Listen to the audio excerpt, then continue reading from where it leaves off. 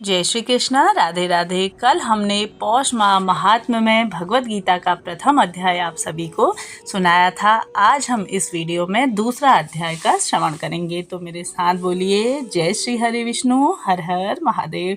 तो जैसा कि श्री भगवान कहते हैं कि लक्ष्मी प्रथम अध्याय के महात्म्य का उपाख्यान मैंने तुम्हें सुना दिया है, अब अन्य अध्यायों के महात्म्य श्रवण करो। दक्षिण दिशा में वेदवेंता ब्राह्मणों के पुरंतरपुर नामक नगर में श्रीमान देव शर्मा नामक एक विद्वान ब्राह्मण रहा करते थे। वे अतिथियों के पूजक, स्वाध्यायशील, वेद शास्त्रों के विशेषज्ञ, यज्ञों का अनुष्ठान करने वाले तथा तपस्वियों के लिए सदा ही प्रिय थे। उन्होंने उत्तम द्रव्यों के द्वारा अग्नि में हवन करके दीर्घकाल तक देवताओं को तृप्त किया, किंतु उन धर्मात्मा ब्राह्मण को कभी सदा रहने वाली शांति नहीं मिली। वे परम कल्याणकारी तत्व का ज्ञान प्राप्त करने की इच्छा से प्रतिदिन प्रचुर सामग्रियों के द्वारा सत्य संकल्पवादों तपस्वियों की सेवा करने लगे। इस प्रकार शुभ आचरण करते हुए उनके समक्ष एक त्यागी महात्मा प्रकट हुए। वे पूर्ण अनुभवी, शांत चित्त थे, निरंतर परमात्मा के चिंतन में संलग्न थे और सदा आनंद से विभोर रहते थे। देव शर्मा ने उन नित्य संतुष्ट तपस्वी को शुद्ध भाव से प्रणाम किया और पूछा कि हे महात्मन, मुझे शांतिमयी स्थिति कैसे प्राप्त होगी। अब उन आत्मज्ञानी संत ने देव शर्मा को सौपुर ग्राम के निवासी मित्रवान का, जो बकरियों का चरावाह था, परिचय दिया और कहा वही तुम्हें उद्देश्य देगा। यह सुनकर देव शर्मा ने महात्मा के चरणों की वंदना की और सुख श्रद्धाशाली सौपुर गांव में पहुंच गया। उनके उत्तर भाग में एक विशाल वन देखा। उसी वन में नदी के किनारे एक शिला पर मित्रवान बैठे हुए थे।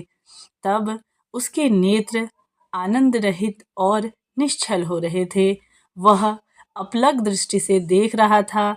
वह स्थान आपस का स्वाभाविक वैर छोड़कर एकत्रित हुए परस्पर विरोधी जंतुओं से घिरा हुआ था। जहाँ उद्यान में मंद मंद वायु चल रही थी, मृगों के झुंड शांत भाव से बैठे थे और मित्रवान दया से भरी हुई आनंदमयी मनोहारिणी दृष्टि से भूमि पर मानो अमृत छिड़क रहे हों। इस रूप से उसे देखकर देव शर्मा का मन प्रसन्न हो उठा। वे उत्सुक होकर बड़े विनय के साथ मित्रवान के पास गए और मित्रवान ने भी अपने मस्तक को किंचित नवाकर देव शर्मा का सत्कार किया। तदंतर विद्वान देव शर्मा का अनन्य चित्त से मित्रवान के समीप गए और जब उनके ध्यान का समय समाप्त हुआ, उस समय उन्होंने अपने मन की बात पूछी कि मैं आत्मा का ज्ञान प्राप्त करना चाहता हूँ। मेरे इस मनोरथ की पूर्ति के लिए मुझे किसी उपाय का उपदेश दीजिए जिसके द्वारा सिद्धि प्राप्त हो चुकी हो। देव शर्मा की बात सुनकर मित्रवान ने एक क्षण तक तो विचार किया। उसके बाद इस प्रकार कहा, हे विद्वान, एक समय की बात है, मैं वन के भीतर बकरियों की रक्षा कर रहा था। इतने में ही एक भयंकर व्याघ्र पर मेरी दृष्टि पड़ी, जो मानो सबको ग्रास लेना चाहता था। मैं मृत्यु से डरता था, इसलिए व्याघ्र को आते देख बकरियों के झुंड को आगे करके वहां से भाग चला आया। किंतु एक बकरी तुरंत ही सारा भय छोड़कर नदी के किनारे उस बाग के पास बेरों कटोक चली गई। फिर तो व्याघ्र की द्वेष छोड़कर चुपचाप खड़ा हो गया। उसे इस अवस्था में देखकर बकरी बोली, व्याघ्र, तुम्हें तो अभिष्ट भोजन प्राप्त हुआ है। मेरे शरीर से मांस निकालकर प्रेम पूर्वक खा लो। तुम इतनी देर से खड़े क्यों हो? तुम्हारे मन में मुझे खाने का विचार क्यों नहीं आ रहा है? तब व्याघ्र बोला, बकरी, इस स्थान पर आते ही मेरे मन से द्वेष का भाव निकल गया है। भूख प्यास भी मिट गई है, इसलिए पास आने पर भी अब मैं तुम्हें नहीं खाना चाहता। तब व्याघ्र के यों कहने पर बकरी बोली, न जाने मैं कैसे निर्भय हो गई हूँ, इसका क्या कारण हो सकता है? यदि तुम जानते हो तो बताओ। यह सुनकर व्याघ्र ने कहा कि मैं भी नहीं जानता, चलो सामने खड़े हुए इन महापुरुष से पूछते हैं। ऐसा निश्चय करने पर वे दोनों वहाँ से चल दिए। उन दोनों के स्वभाव में यह विचित्र परिवर्तन देखकर बहुत ही विस्मय में मैं पड़ गया। इतने में उन्होंने मुझसे ही आकर प्रश्न किया। वहाँ वृक्ष की शाखा पर एक वानरराज था। उन दोनों साथ मैंने वानरराज से पूछा कि हे विप्रवर, मेरे पूछने पर वनराज ने आदरपूर्वक कहा, आजापात सुनो, इस विषय में मैं तुम्हें प्राचीन वृत्तांत सुनाता हूँ। यह सामने वन के भीतर जो बहुत ही बड़ा मंदिर है, उसकी ओर देखो। उसमें ब्रह्मा जी का स्थापित किया गया है एक शिवलिंग है। पूर्व काल में यहाँ सुकर्मा नामक एक बुद्धिमान महात्मा रहते थे, जो तपस्या में संलग्न होकर इस मंदिर में उपासना करते थे। वे वन में से फूलों का संग्रह कर लाते और नदी के जल से पूजनीय भगवान शंकर को स्नान कराते, उन्हीं से उनकी पूजा किया करते। इस प्रकार आराधना का कार्य करते हुए सुकर्मा यहाँ निवास करते थे। बहुत समय के बाद उनके समीप किसी अतिथि का आगमन हुआ। सुकर्मा ने भोजन के लिए फल लाकर अतिथि को अर्पण किया और कहा, हे विद्वान, मैं केवल तत्व ज्ञान का ही इच्छा हूँ कि भगवान शंकर की आराधना करता हूँ। आज इस आराधना का फल परिपक्व होकर मुझे मिल गया है, क्योंकि इस समय आप जैसे महापुरुष ने मुझ पर अनुग्रह किया है। तब सुकर्मा के ये मधुर वचन सुनकर तपस्या के धनी महात्मा अतिथि को बड़ी ही प्रसन्नता हुई।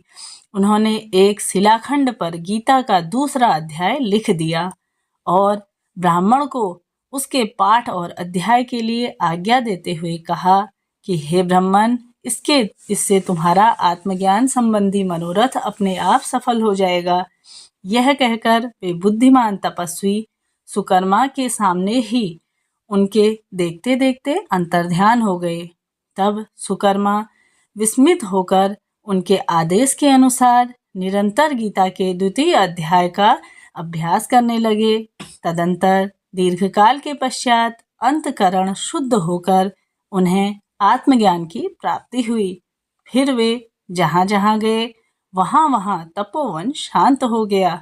उनके शीत उष्ण और राग द्वेष आदि की बाधाएं भी दूर हो गई। इतना ही नहीं, उन स्थानों में भूख प्यास का नष्ट भी हो जाता है तथा भय का सर्वथा अभाव हो गया। यह सब द्वितीय अध्याय का जप करने वाले सुकर्मा ब्राह्मण की तपस्या का ही प्रभाव है। मित्रवान कहता है, वानरराज के यों कहने पर मैं प्रसन्नतापूर्वक बकरी और ब्याह के साथ उस मंदिर की ओर गया। वहां जाकर शिलाखंड पर लिखे हुए गीता के द्वितीय अध्याय को मैंने देखा और पढ़ा। उसी की आवृत्ति करने से मैंने तपस्या का पार कर ली और अतः अभद्र पुरुष, तुम भी सदा द्वितीय अध्याय की ही आवृत्ति किया करो। ऐसा करने पर मुक्ति तुमसे दूर नहीं होगी।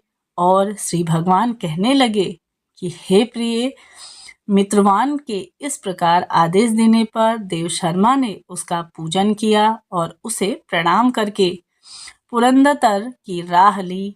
वहाँ किसी देवालय में पूर्वोक्त आत्मज्ञानी महात्मा को पाकर उन्होंने यह सारा वृतांत निवेदन किया और सबसे पहले उन्हीं ने द्वितीय अध्याय को पढ़ा था।